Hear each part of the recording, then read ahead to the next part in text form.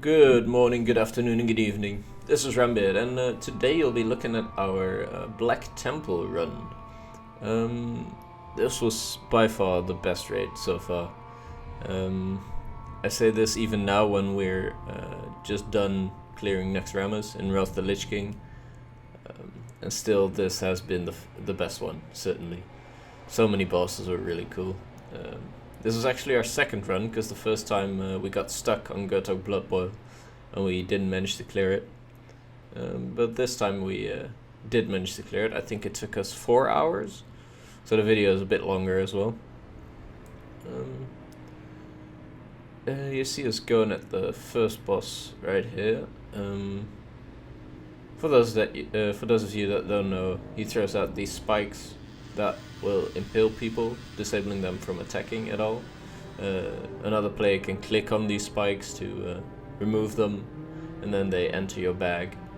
And then at some points during the fight, the boss will create like a massive bubble around himself,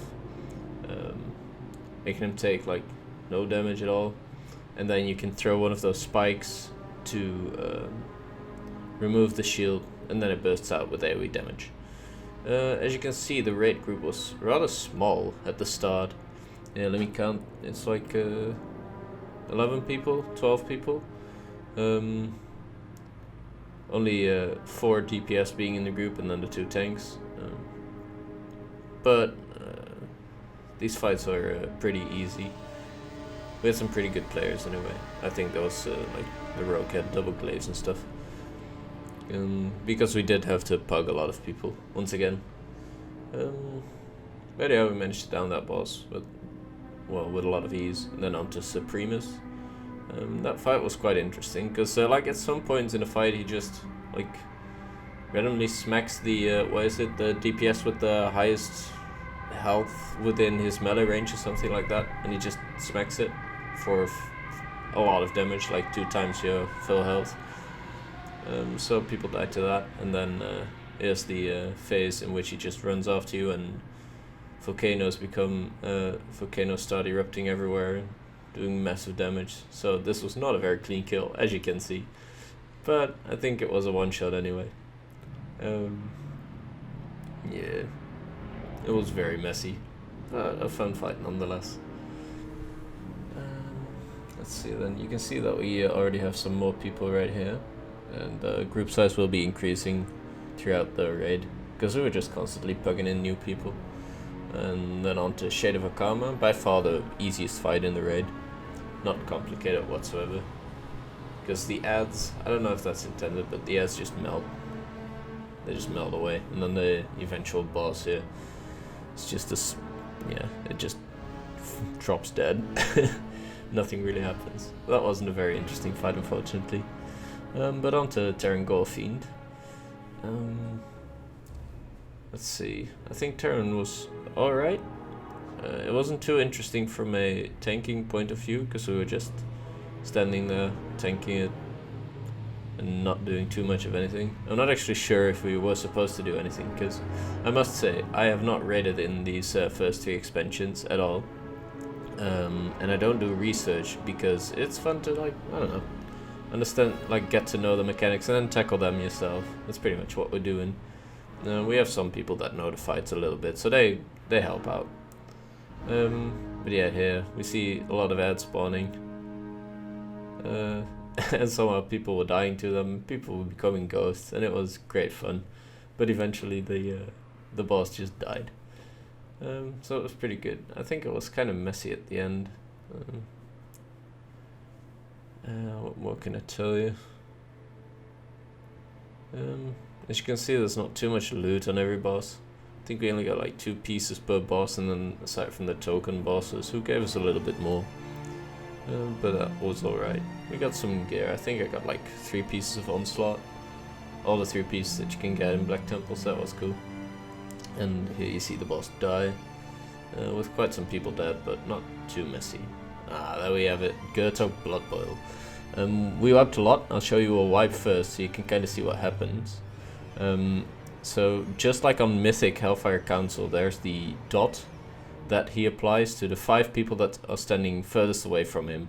And if you gain more like more than 2 or 3 stacks from it, then you pretty much just die. There's a lot of healing required. So we have 2 groups set up on green and purple that swap around all the time, so that the people that get the dot are different people all the time. And then at some point he uses Fel Rage, which just increases his damage by a lot, and he targets a random player and starts smashing them in. As you see, it didn't go too well, because there's a lot of healing required, like a lot. It's the first fight that really required more than 4 or 5 healers. It's pretty much, if one person dies, the groups pretty much get fucked up, so we can't. It's pretty much a wipe. If one person dies, it's a wipe. It's a bit. That's not quite true. But if like 2 or 3 people die, then it's a wipe for sure. So as you can see, we increased the raid size by a lot. We got in a lot of healers, so we're on 7 healers here. And it was great. I think the first day we wiped about 15 times on it, or maybe a bit less, maybe 10 times. And then this time, when we did clear the raid, we wiped another 20 times or something on it. So it was very stressful. Most of the people are rather casual, of course, because we're just doing this for fun. We're not a hardcore raiding team, so don't expect people to be super amazing. And this was the first fight that really required everyone to do their job properly. So it was maybe a lot to ask for some people, but I guess in the end, the fact that we killed it was very rewarding, especially for those people who hadn't really raided properly before, because it was just, yeah, it was a hard fight. Needed a lot of DPS, needed a lot of healing, and we downed it, so that was really good. On to the what's it even called, this boss? Oh, I forget. It's the different essences. I think this was a rather easy fight. We lost some people, but the boss has very low health all the time.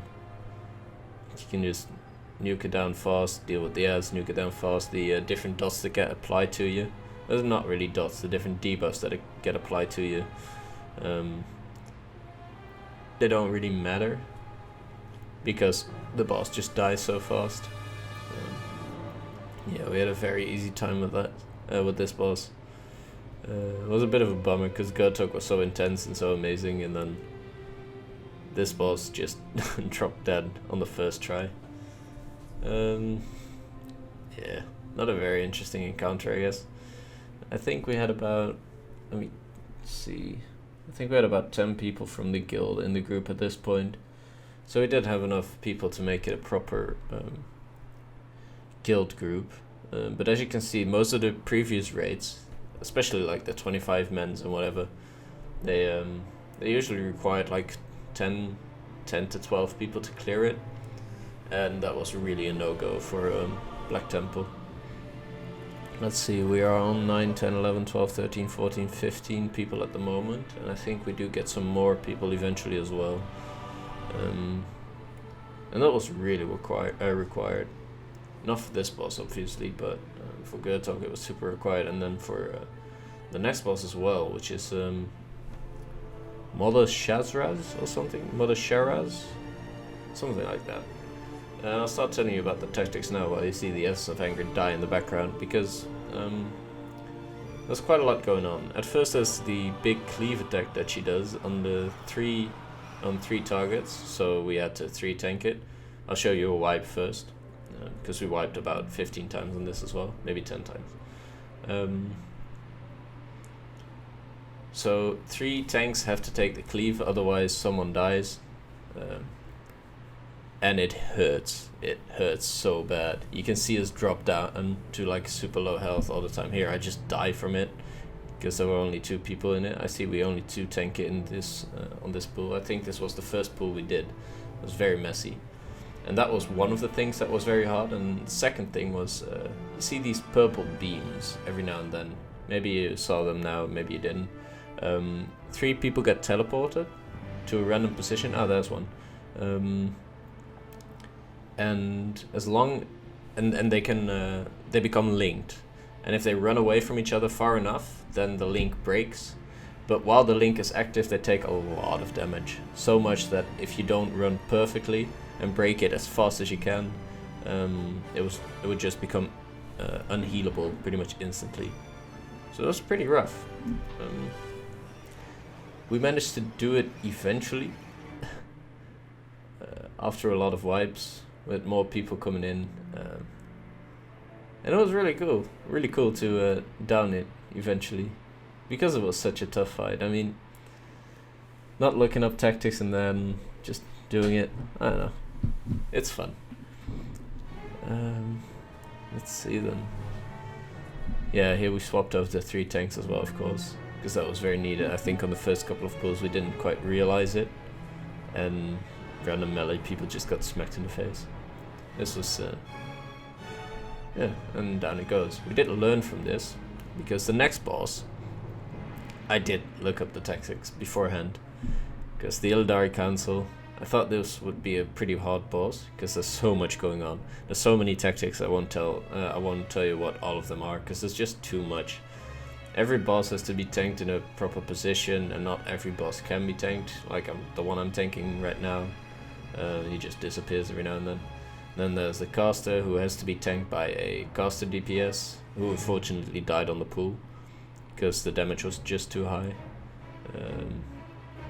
But there was so much going on. We did actually one-shot it. I don't know how, but I think we prepared quite well for it, with the marker setup and stuff, everyone knowing what to do. This was the only fight that we really looked into it beforehand, I think. And it was needed. I think one of the most important things is the Lady Melanda spell thing, where she heals everyone, prayer of healing, I think. And that has to be interrupted all the time, of course, because, yeah, otherwise it's a bad time. And they do share a health pool, so as you can see, one of them is tanked all the way on blue in the far corner with just 1 tank sitting on it, and that's it, because he just does AoE damage to anyone near every now and then, so it's pretty rough. Eventually they die. As I said, this was the first pool, so it was super messy, despite the proper work we put into knowing what to do. And with just barely anyone alive, we managed to down it. It was really cool. Got some cheers on TeamSpeak and whatnot. It was pretty good. Yeah, I love this fight. We'll go on to Illidan now. We wiped twice on him. I'll quickly show you the first wipe. We just put up some markers, because I know from soloing it that there will be the Flames of Azeroth and stuff that come down eventually. And that's about it. We didn't actually know that if the Flames of Azeroth move towards each other, that their damage gets buffed massively. So this first wipe was caused by the fact that we put the flames near each other at one point, and then, well, everyone just kind of died. It was really awkward. I'll actually show you the video of the kill in real time. Now, my mic was not recorded, so you won't be hearing me. You'll only hear the other people on TeamSpeak, as I do most of the instructions. It might be a bit calm. But oh well, you at least get that nice vibe. I commented over it here and there. So, I think Illidan was actually, in comparison to the previous fights, really easy. I mean, Gurtogg was a pain in the ass, then Mother Shahraz, very hard, and then the Illidari Council, rather challenging, and then Illidan, not so much. I mean, it was okay, but it was certainly not hard. In the first phase, there's only this fire that you see on the skull marker right now, they had to look out for. And then there were like, what's it called, the parasites?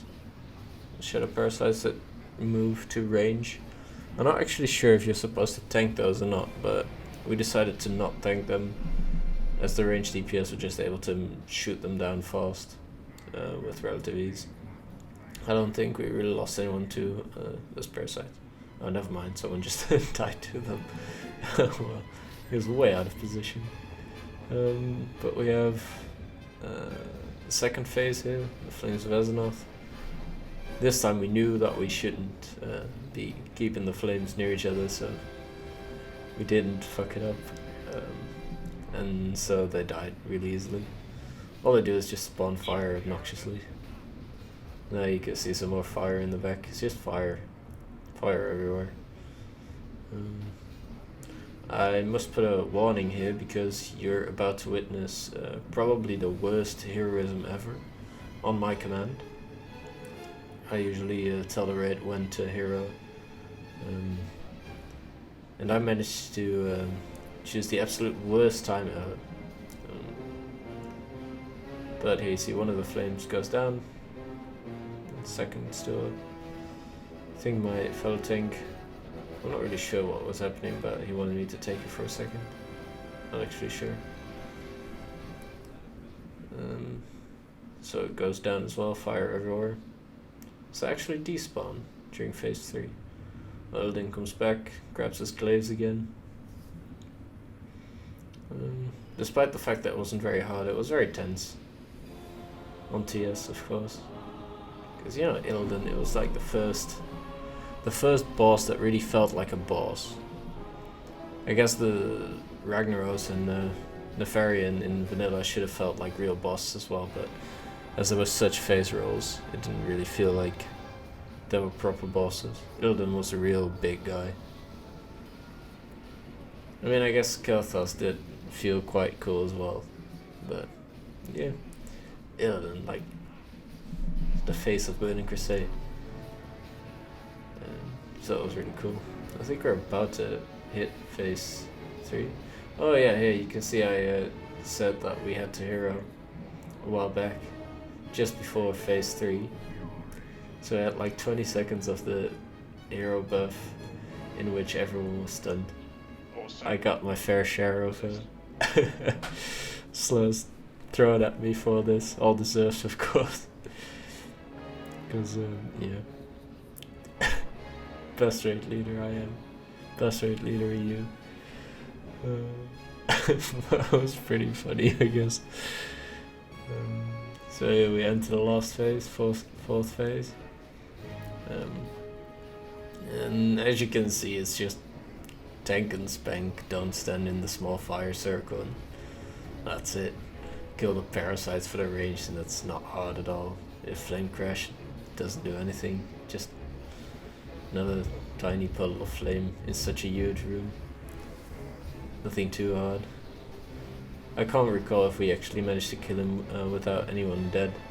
Of course we had one guy dying, but we have like 2 CRs per fight, I think. And there he goes. What? Easy.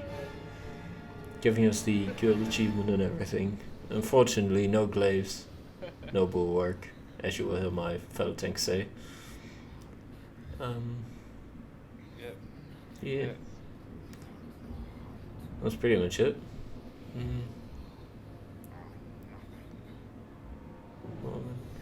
There we go, achievement and everything. Oh, for fuck's sake, you stupid cunt, Illidan. No shield. Oh yeah. I will also put up the Mount Hyjal video soon, because we're in Wrath already. Mount Hyjal wasn't too special. But it was fun.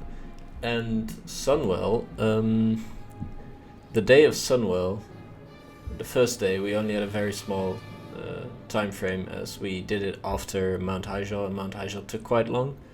So we went into Sunwell and we wiped on the first boss a couple of times. We didn't manage to down it, and then we were doing it on the second day, on a Sunday.